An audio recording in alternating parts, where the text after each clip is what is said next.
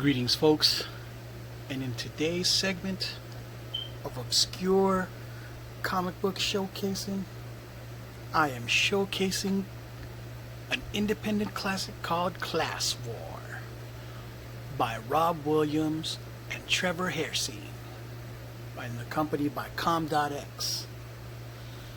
Now, this was done back in January of 2002, and around this time the Authority had already proven itself to be a popular book by Warren Ellis and Brian Hitch. Brian Hitch at the time had graduated from finishing up his stint with the Authority with Warren Ellis, and decided he was going to move into that. Marvel hired him to start doing the Ultimates around this time. So yeah, I mean, like, that's why, if you'll notice, in the early 2000s, these edgy Justice League kind of Avenger books with more realistic, quirky themes were the thing, you know. At the time, I was looking for. I just finished reading The Watchmen in college, and I was trying to look for any more kind of books that were in that similar theme and vein, serious and less heroism and stuff. Just more like how would people deal with things in a real life setting? Like how would, you know, where it wasn't always a good ending, or there were more challenges to and other things to consider, you know. So yeah, you know, in the olden days, a lot of the comic books were like they kept simple, where, you know, Cap, Thor, Superman kind of just saved the day. Well, these books were more political. Like, what if guys with powers actually took initiative and started to push their weight around, right? And, you know, like, to stop dictators. Like, I'm sure you've seen it all in, like, episodes of Justice League the Elite, which was kind of like DC's rebuttal to the nonsense that was being written at the time. Like, yeah, I know y'all saying that Supes is that just kind of corny, but yeah, no, there's room for optimism and that kind of thing still. Didn't have to be super edgy. Anyways, Class War, again by Rob Williams, Trevor Hairsine. I believe Rob Williams is working on a project by Upshot, AWA. The title escapes me at the moment, but yeah, that's the only other work that I've seen him do that I can remember off the top of the dome. Yeah, January 2002, and yeah, gatefold kind of flip cover. The main character is the American, the protagonist. Yeah, he's him and a bunch of other characters were experimented on to be super soldiers for, to work for the U.S., for patriotism and all of that other very, ideal stuff. And our main character, the American, he got disillusioned and found out the truth of the ways of the world. And so now he's trying to get back at all the leadership for fighting these wars that are meaningless and hurt people, and that kind of stuff, for making others to be rich. Yeah, here's issue 2. Now this issue was very controversial because of the fights, the most epic fight scene, iconic fight scene that takes place in this issue. The American gets into it with one of his teammates. I believe he was called Heavy or something, or I forget. and he hits him so hard that he sucks his jaw straight clean off.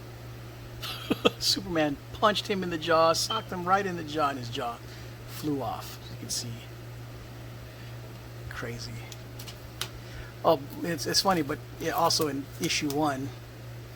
So I'm not sure which of the President Bushes that they were trying to do, if it was Herbert or W. But he burns with his laser eyes, his laser heat beams, the word liar on top on the president's head, and that was like, wow, that was one of the biggest controversial selling points of this book. People were like, what? And this was shortly after 9/11, so it was hella more edgy because of it. Issue 3, pretty neat cover. Trevor Hairsine was very much like Brian Hitch's art and style, which was my flavor. That's exactly what I was looking for in my life, more of that. I was really into Planetary, which I'm also going to do a video on in the near future, and The Authority. I'm going to do videos on all of that. Those are great times. Those Warren Ellis years were the shit. They're great. Trevor Hairsine, this was I think his last issue in here, and there was a shame because his art was very good to me. I like his style. He doesn't seem to be doing work on a consistent basis that I see. I just see his work all over the place. At any rate, yeah, he stopped, and this was in July of 2002, right? We don't get issue 4 until 2004. And we replaced Trevor for Travel Foreman. I don't know how this comic book survived a 2-year hiatus. I'm surprised they didn't just call it a day. But no gatefold. But you'll notice that your boy uses still comic skins, clear backing board, and BCW My Lights for current size for in this case.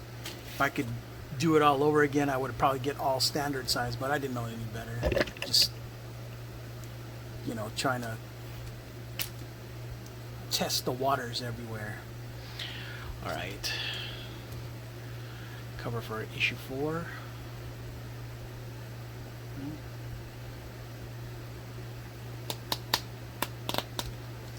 See what I mean? Stiff, stiff, stiff, stiff.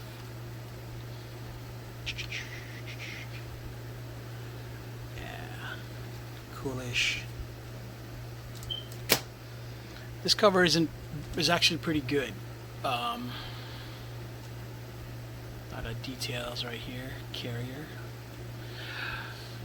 I have a soft spot for Carrier since I grew up in a Navy family and live in a naval town. I'm like a Greyjoy. And yes, what we have here is the hardcover edition. Yeah, I ended up picking these up much later. It's been a while since I've read it, but I do remember it being the kind of book that I really, liked. Obviously, between The Authority, Watchmen, Planetary, Top 10, all those Alan Moore classics, those are the kind of things that I was really, really into. Yeah. So, let's see. I'm going to show you guys a couple of things. Here's the spread. Yeah, 2, 3.